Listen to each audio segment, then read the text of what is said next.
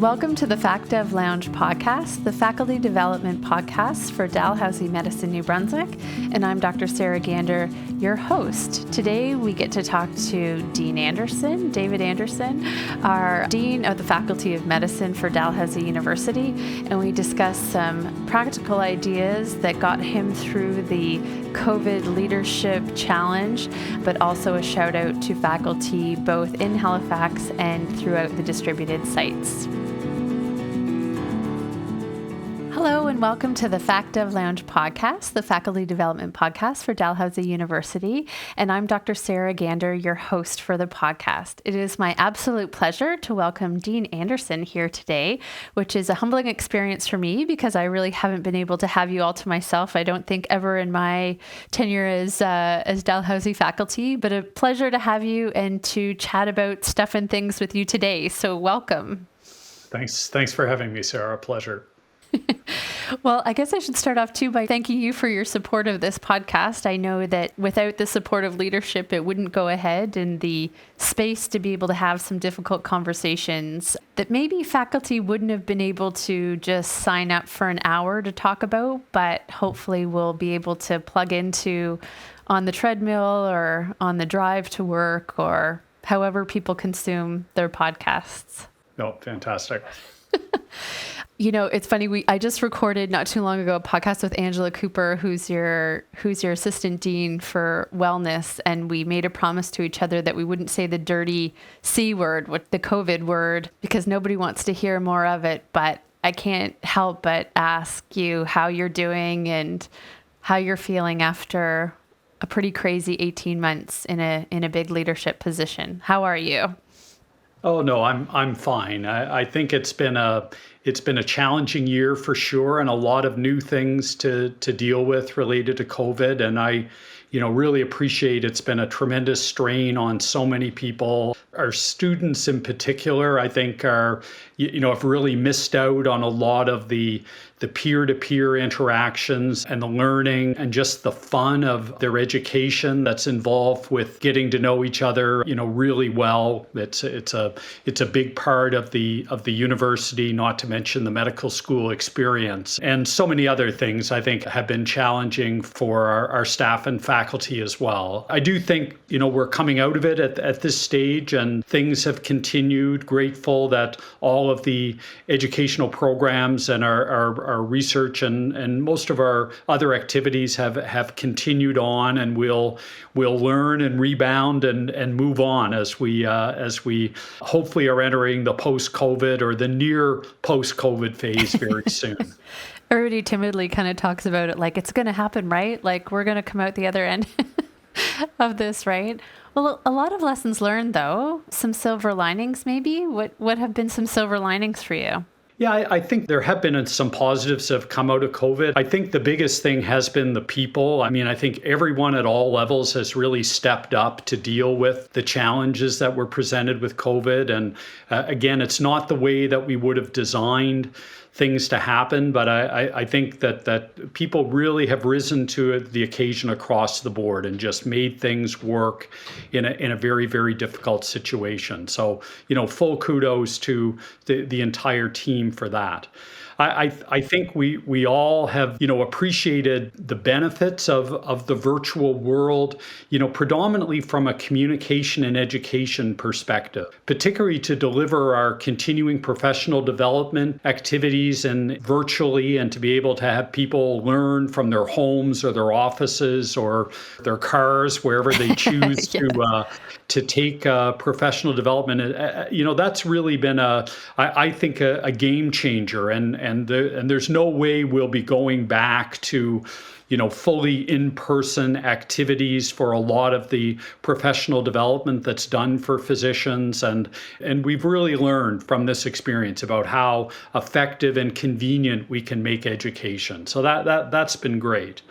And I think the whole work-life activity is also something that we've learned from. So many people worked from home during the COVID experience, and I think, again, people have been very productive in their work. We've been able to continue things almost seamlessly in a lot of areas. And there's definitely been some conveniences for people that commute times have been eliminated, and just the convenience of being able to work around your life at home to get your work done. I mean, those are things that we want to take advantage of as we go forward. And how we get the balance right, I think will be things we'll be working on in the upcoming years. But definitely have learned that a lot of work can get done at home, and we can make life more convenient for our entire teams by giving them choice in how and where they work.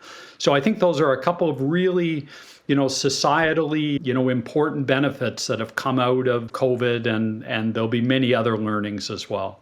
I think we've noticed at DMNB that, most of our interaction with Dalhousie from a Halifax perspective, although somebody used the term DMNS to me the other day, which I couldn't help but laugh because maybe you guys don't use that term, but so Dalhousie Medicine, Nova Scotia, how often to engage, we had to travel, or if you felt it, you wanted to engage with people locally at DMNB, you have to travel, and now we can do this.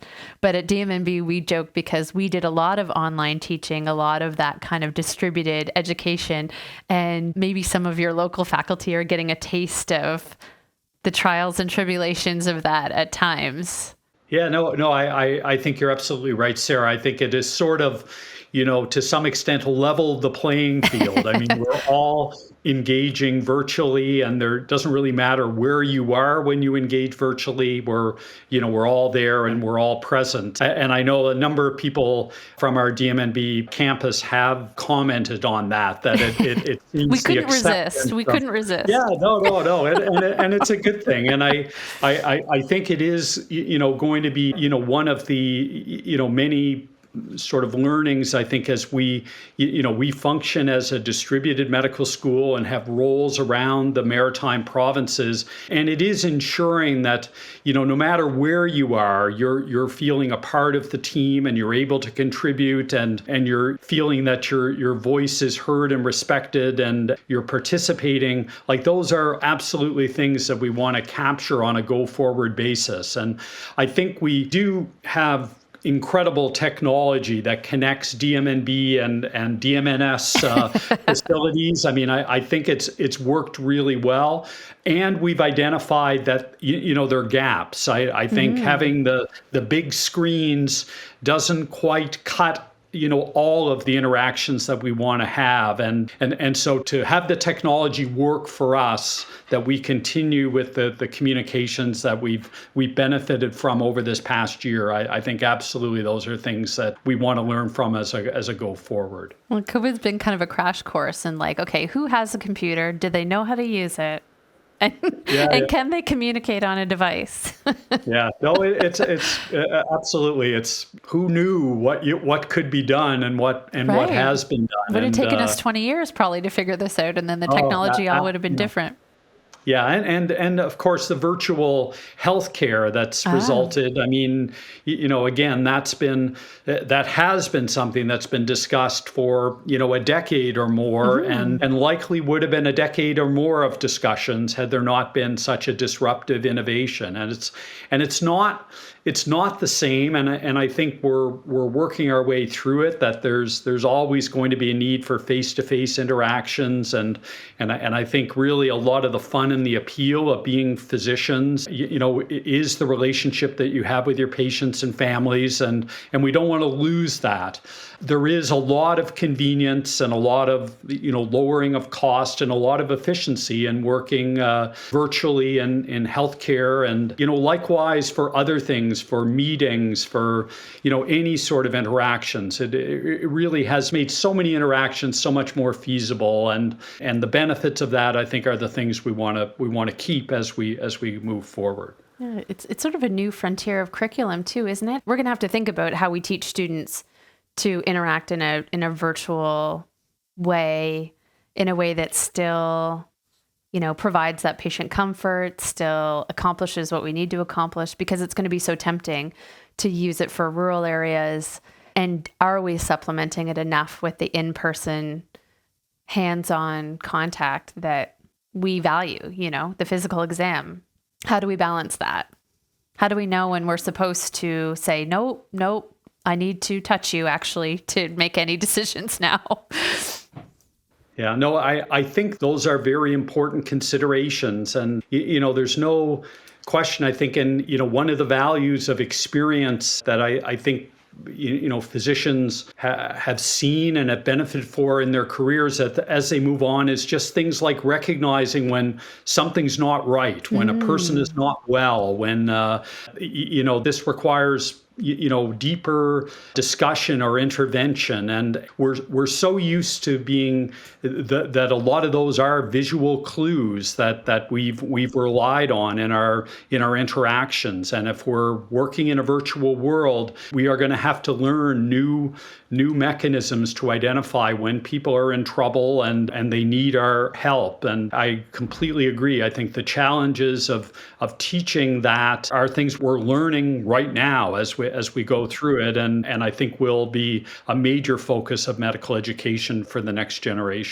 Yeah, I think it's how we support each other as faculty and those of us in leadership positions trying to support the faculty that we, are there for.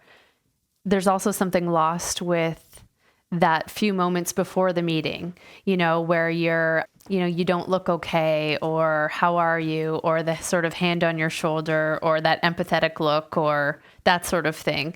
And even understanding people's experience, you bring the child to the picnic, that kind of thing, like understanding people's life. We're going to miss something. Yeah. Yeah. And I think that's, again, it's not to replace one with the other. It's really to effectively inform and improve the quality of what we do. There will always be a benefit for face-to-face interactions, and we will just have to balance that as we go forward. And, I think we have learned where we've missed out on some things over the last year that we absolutely want to bring back. And I think we'll be better for it as we move forward in all of our roles.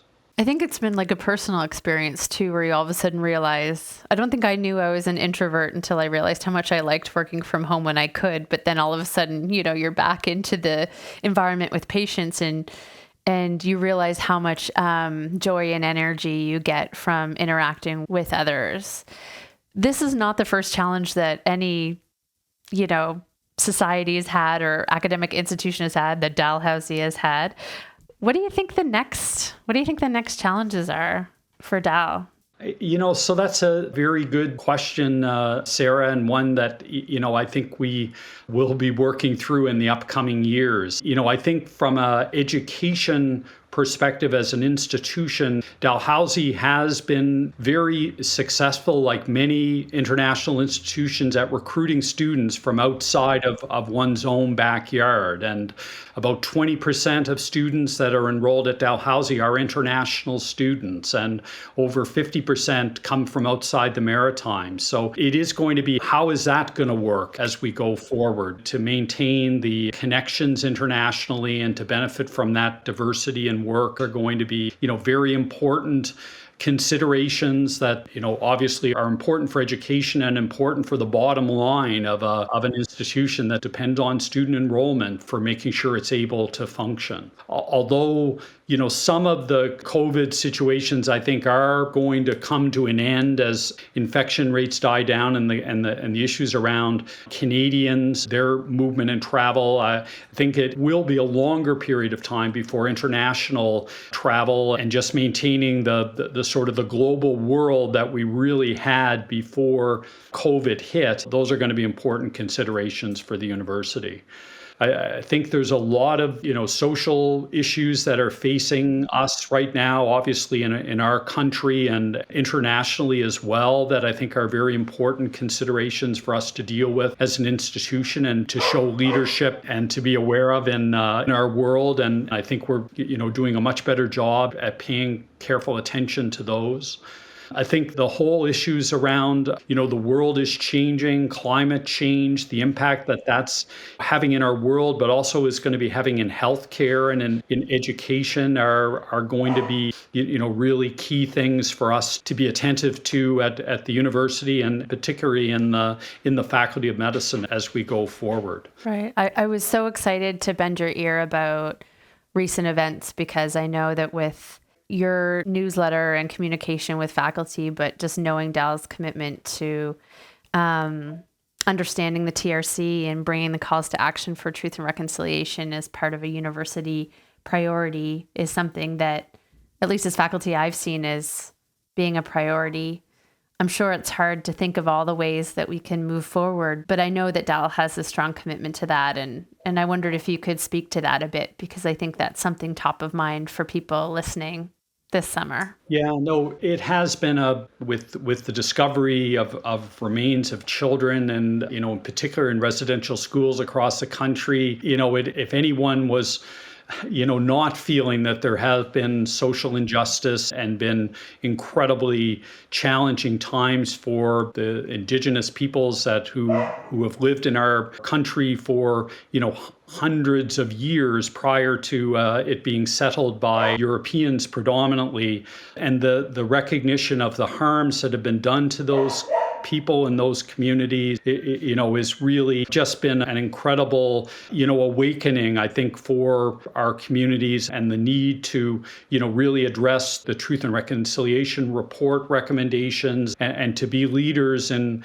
supporting the growth and development and benefits for communities such as our Indigenous communities really is something that we want to, be at the forefront of paying attention to these areas. So it really is very pleasing that Dalhousie has developed a provost office that is leading in equity and diversity, and they also have directors that are supporting faculties that are both of Indigenous, in this case Mi'kmaq, and African Canadian backgrounds that are really supporting work that faculties are doing in support of our Indigenous and Black communities.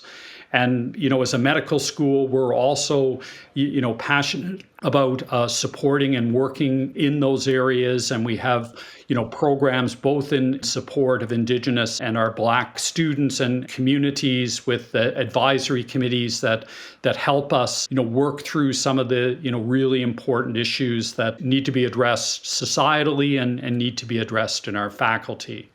And we've been fortunate. We have leaders like Dr. Gaynor Watson-Creed, who is a Black physician from Prince Edward Island, who is our Assistant Dean for Serving and Engaging Society, who comes with an incredible background in public health and has been really innovative at what we can do as a faculty in improving our commitment to equity, diversity, inclusion, and anti-racism.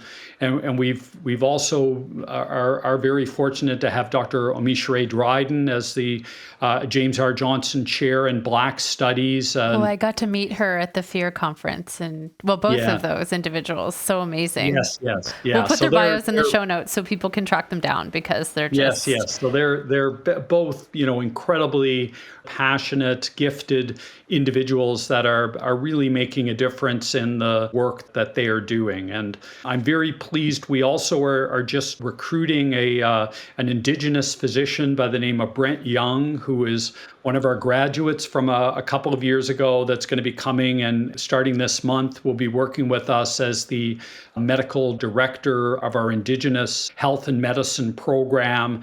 And, really looking forward to Brent's leadership and working with us and with our Indigenous students at providing a great learning environment for them, and doing what we can to attract better Indigenous representation at the medical school in all levels. So I think there's a lot we can do, and quite a bit we're doing, and really always more that needs to be done in these very, very important areas. Yeah, I mean, I think I speak for faculty when I say we have the utmost commitment to being an ally in that regard, but also to leadership, because we're trying to solve some pretty complex problems. When you think about one of the calls to action being training more Indigenous physicians, how do you level the playing field when most of us have said in our lifetime, our professional lifetime. If I were to apply to medical school now, I don't know if I would get in with the students coming with their Olympic gold medals and their schools in Haiti and their, MIT physics degrees and things. But then at the same time,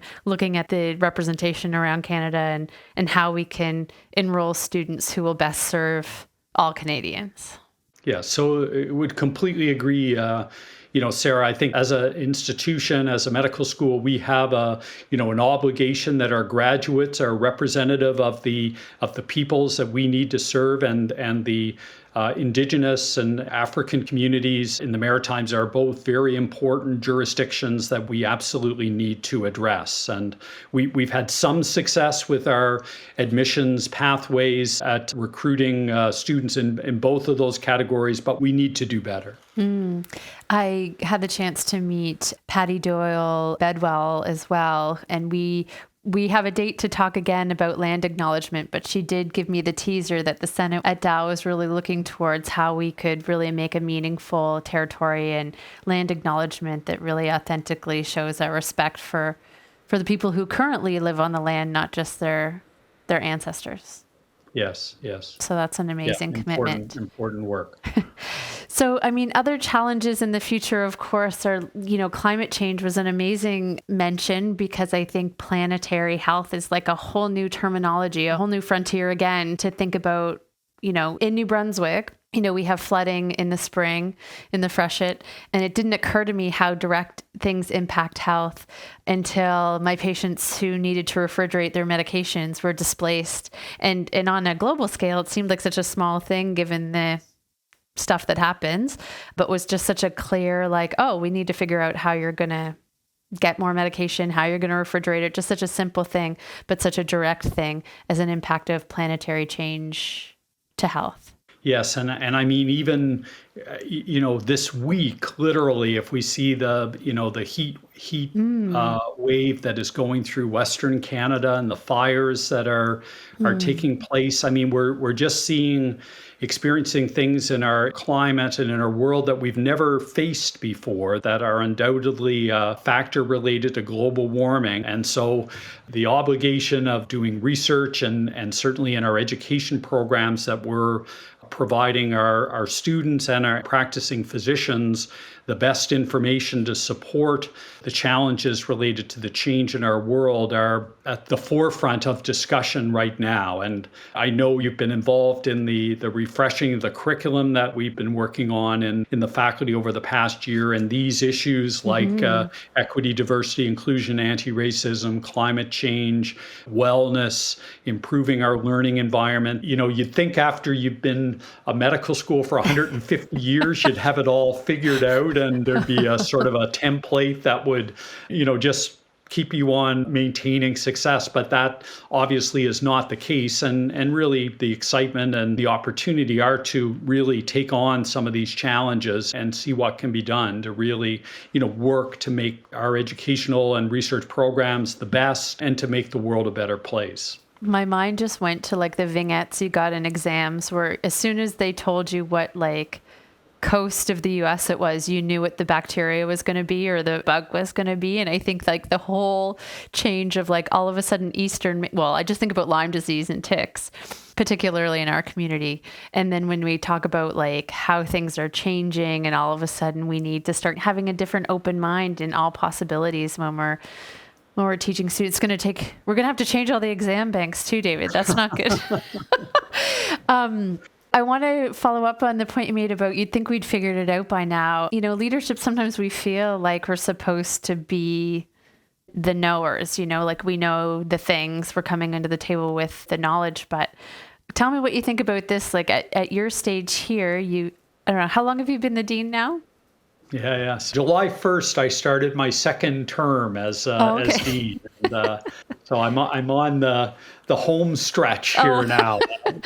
Yeah. So there's this fascinating change in life that you realize, I don't know all the things. In fact, coming to the table with the right questions is probably where I provide the most value. And I don't know if I'm there yet. I'm probably a bit of a know-it-all, but that's what my conversation with you has surfaced for me, is that it seems like you're bringing the right questions to the table, because that's the next frontier. I don't know the answers, but we know we need to look into this. Yeah. I think you're right with those sentiments, Sarah. It is looking forward and looking to see what are the challenges and the opportunities that we need to address, and how do we continually improve the quality of what we're doing, and really also just making sure that the environment where we're teaching, learning, working is also improving. And I think if we pay careful attention to those, we listen to the people that we work with and for, and communicate well with each other, and are respectful and interact well, that we will continue to make progress here. And absolutely, I certainly don't have all the answers. And sometimes you're just amazed at the questions that come up, that you say, wow, this is something that a dean deals with, but it really is just to have a principle-based approach, to treat people with respect, and to keep an open mind as to, what the opportunities are ahead. I think, will just, serve us all well. And I think that's the case with our teams. I think we really have in the Faculty of Medicine in New Brunswick and Nova Scotia and Prince Edward Island, I think we've got a really good group of people that work well together, that aren't afraid to say, I don't know, or to seek advice about how, we should be addressing a particular challenge or issue. And I think, that sort of teamwork is both what's required to be effective and really what's fun about, taking on these particular roles. It's very satisfying to work things through, and it does take a village to be successful in these activities. So it's really a pleasure to have, the opportunity to be Dean of the Faculty of Medicine here at Dalhousie. And, the diversity of all aspects of the role are really a large part of the appeal of the position, what makes it fun to, work every day. What's your tip and trick as like a leader of so many different groups and departments, and how do you maintain that sense of like people, they say you're not supposed to have an open door policy, right? Or else everybody will be with your door with every problem. How do you lead that way? How do you lead in a way that people feel like they can come to you with their questions, but you build that autonomy for people to be able to go out and slay their own dragons? Yeah. So I think you do, it is a team sport for sure. And I think it's very important to give leaders the autonomy to take on issues and to deal with their own challenges in their own programs and departments, and then to seek advice and to discuss things when they need the support. It can't all come to one person, and it definitely shouldn't come to one person. It's really important that the team have opportunity to work and solve their own problems. And I think it is being there for when you're needed is important. So, there are some times that it is just drop everything and turn to an issue and just get it done. I mean, that's what's required. And you just have to accept that those types of events do occur. And then there are other things that just can and should wait and give others a chance to work things through. And everyone is better for that taking place, to give people the experience of dealing with situations and learning from them. And I think we have also come a long way in professional development with the programs that are available for staff, our faculty, and our students, that there's a lot of improvement and a lot more tools that are available to help people in their roles. And I think that has been an incredibly positive development as well, that helps keep things moving in a very progressive manner. How do you stay well? What's your go-to?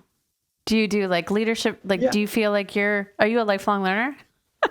I think that I am a lifelong learner, and I also very much believe in the need for balance and what one does. So I have my leisure activities, and I exercise regularly, and have my wife of 38 years in our family and all that stuff, so it's great. I did hear a little pup barking in the background. Yeah, and a dog.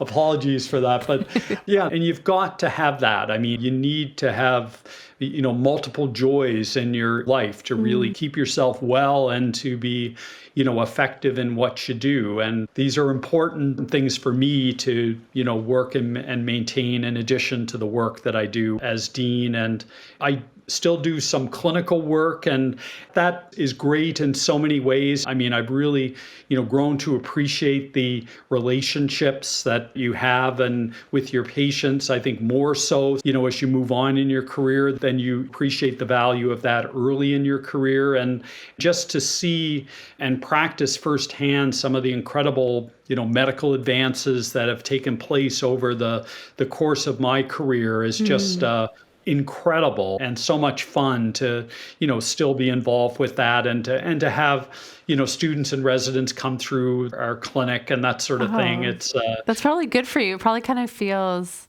like it keeps it real a little bit, or like you see firsthand how things play out. Yeah, no, it definitely is. Maintains the connection with your peers, why you went into this world in the first place, and the connection with the health team. And it's a lot of fun. And, many of the patients that I look after are patients that I have looked after for a number of years. So you have the connection with them, and they are likewise very appreciative that I've stayed on and in doing some clinical work, that they've not had to find a new blood specialist to, take care of them. Do the students get nervous when they come? Like extra nervous? Or is it kind of like, do you have like a speech or like some sort of script like, today I'm not the dean, today I am Dr. Anderson? There are some double takes for sure when they come in and sit down. And, I think for the most part, the students and the residents, I think, have a ton of respect for faculty in general and really do appreciate the interaction and the teaching that they receive. And I think that quickly becomes the metric rather than who the person is. It's more, what are you doing for my education and that. Can sort you of write thing. A reference letter to yourself? Dear me, this student was excellent. Please accept them to this program. No, I'm teasing. So what do you want to say to faculty? This is a different avenue, a different opportunity to say whatever you like. What would you say to them at this point? I think truly probably the most important thing is thanks. That all of our faculty that are involved in clinical work have been involved in the COVID pandemic one way or the other, and keeping us well and looking after our loved ones during this particular time. And, again, it's interesting working in the university environment and seeing the impact of COVID and all the change that has occurred. There are very few university professors that have been impacted like medical professionals have been over this past year. And you still work. Try to keep your research going, all of those things. Yeah. It doesn't end. And you're dealing with, the additional complexities related to the pandemic in other parts of your lives and work. So I think a huge thank you, really to go out to everyone.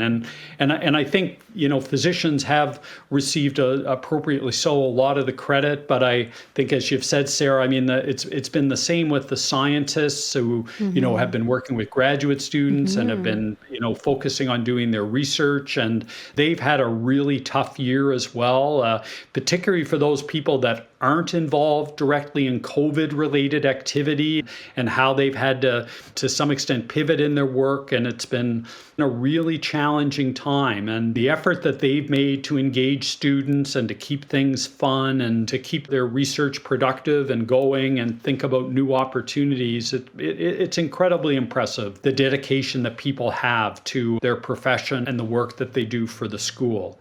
And I think the other sort of part of the thank you really is for the teaching. I know this has added an extra layer of complexity, and our medical students and residents, but probably particularly the medical students, to make sure that they're, feeling welcome and engaged and giving a good learning experience as people are doing this multitasking in this world and addressing things that they've not had to deal with before, I mean, has really been very much appreciated by, certainly by the leadership, but also by the students. I mean, they recognize what a challenging year this has been for so many people, and with everyone just sort of doing what they need to do to keep education going and to ensure that our students, whether they be, undergraduate or medical students or residents or grad students, to be able to continue on with the work that they need to do to move on with their lives. It's really been impressive, the attention and the support that they've been given. And for faculty,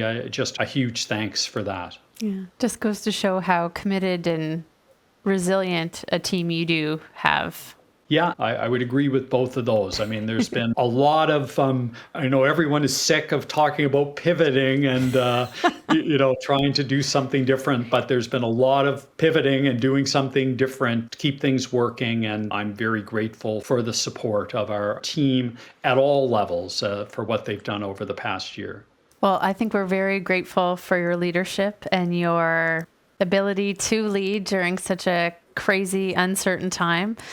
Is there anything else you wanted to talk about today? I'm so pleased to have you, but I'm sure your time is I know your time is valuable, but I don't know how much time you have for us today.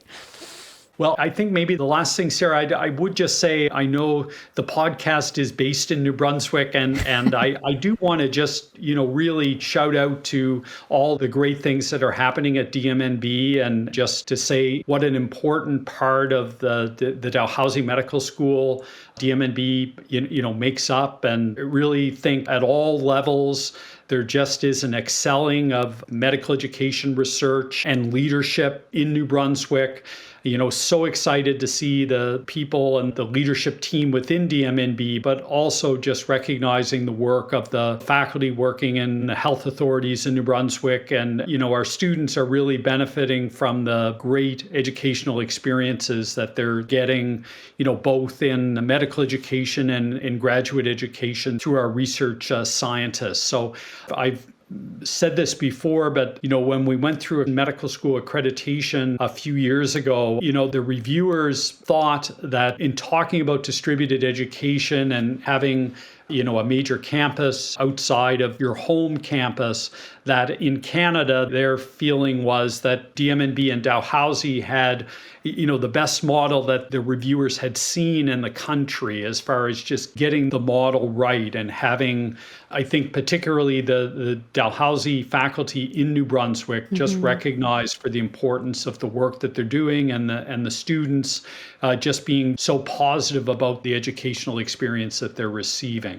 So I really do want to just recognize all that great work, and it continues and it's growing, and it's such a great thing to see, and just such a pleasure to work with the team in Dalhousie Medicine New Brunswick. And I'm very much looking forward to getting back to back to New Brunswick, probably early in the fall, to see everyone and take part in their events that have planned for our incoming class. Well, we were very happy to hear about the borders opening to Nova Scotia. Absolutely.